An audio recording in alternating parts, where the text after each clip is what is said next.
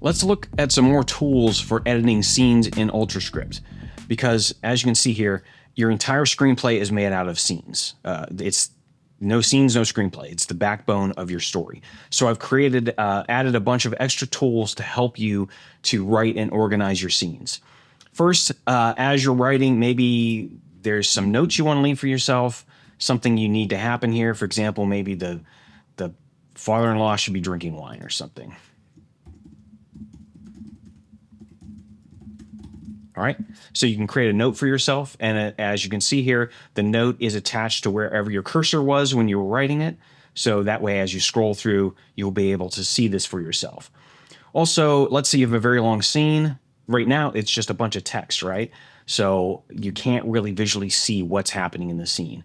But I've created these emoticons, so again, just like the note, you click on a position in your screenplay, and then you click on an emoticon, and of course you have your standard emotions. Maybe he's angry at this point. Maybe at this point somebody runs away or whatever. So then as you're scrolling through your scene, instead of it just being a big wall of text, you can easily see when certain emotional states or even action states are happening, all right? And if you don't want to see this stuff, you can hide it with this button, all right? And then of course also, you can zoom in and out on your text with these buttons. And if you want distraction-free writing, click on the maximize, and then it will populate it will show only the barest minimal interface possible to remove all the distractions, so it's just you and your screenplay. And minimize, of course, goes back to the original view, all right? And then finally, because a scene is basically a mini movie, and scenes are so important, I've added even some more tools. So we have this little button here, a little hidden button. This is the scene information panel. So when we click this pops up. So I've given some of the things that would help you to create a scene. For example, POV character. Who is this scene really about?